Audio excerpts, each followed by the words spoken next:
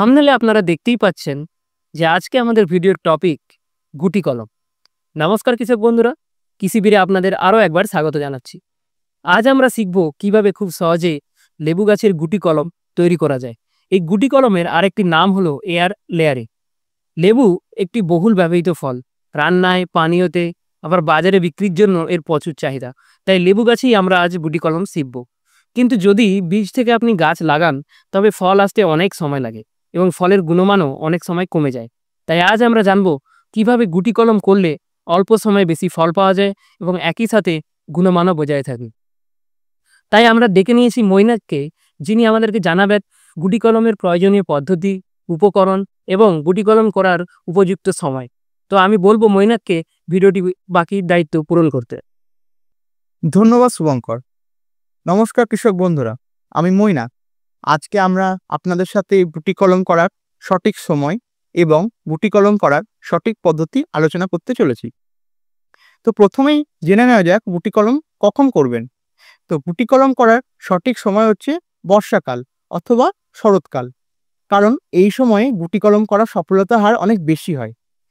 এবার জেনে নেওয়া যাক কিভাবে গুটি কলম করবেন। তো প্রথমে আপনারা একটি সুস্থ রোগমুক্ত লেবু গাছকে বেছে নিন।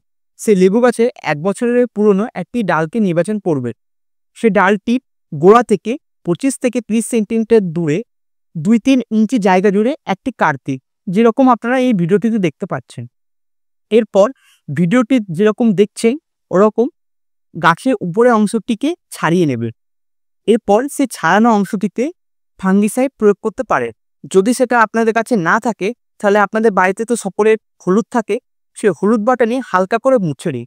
এরপর আপনারা একটা মাটির মিশ্রণ তৈরি করুন, যেখানে গোবর এবং মাটি, তার সাথে রুট প্রমোটিং হরমোন বা শিকড় গজানোর হরমোন প্রয়োগ করতে পারে। এরপর সে কাটা অংশটিতে ওই মিশ্রণটিকে ভালো করে মাখিয়ে নিন। তারপর একটা পলিথিন নিয়ে সেটাকে ভালো করে মুড়ে দিন। মোড়া হয়ে গেলে একটা দড়ি দিয়ে ওই অংশটিকে ভালো করে বেঁধে দিন। ও হ্যাঁ, এই রুট গজানোর হরমোন বা পাউডারগুলি ডেসক্রিপশন বক্সে আপনারা লিঙ্ক থেকে কিনে নিতে পারবেন, সেগুলি আপনাদের সুবিধার জন্য দেওয়া হলো। এবার আপনাদের কাজ হচ্ছে 25 থেকে 40 দিন অপেক্ষা করা। দেখতে পাবেন একটা সাদা রঙের শিকড় ওই অংশটি থেকে গজিয়েছে। সে শিকড়টি ভালোভাবে যখন গজিয়ে যাবে আপনারা সেটিকে মূল গাছ থেকে কেটে নিয়ে একটু দূরে সেটাকে রোপণ করবে। আপনারা দেখতে পাবেন যে 1 থেকে 2 বছরের মধ্যে গাছে ফুল চলে এসেছে, কিন্তু আপনারা ভালো ফলনের আশায় থাকলে সেটাকে অ্যাভয়েড করবে। এরপর 3 বছর পর থেকে আপনারা লেবু গাছে ভালো মতো ফলন দেখতে পাবে। তো কৃষক বন্ধুরা, এই ছিল আজকে আমাদের গুটি কলমের ওপর ভিডিও। ধন্যবাদ মৈনাককে। আর আপনাদেরকে বলে রাখি, আমাদের চ্যানেলটিকে শেয়ার, সাবস্ক্রাইব এবং ভিডিওটিকে লাইক করবেন। ধন্যবাদ। কৃষিবিদ, আপনার সমস্যা আমাদের সমাধান।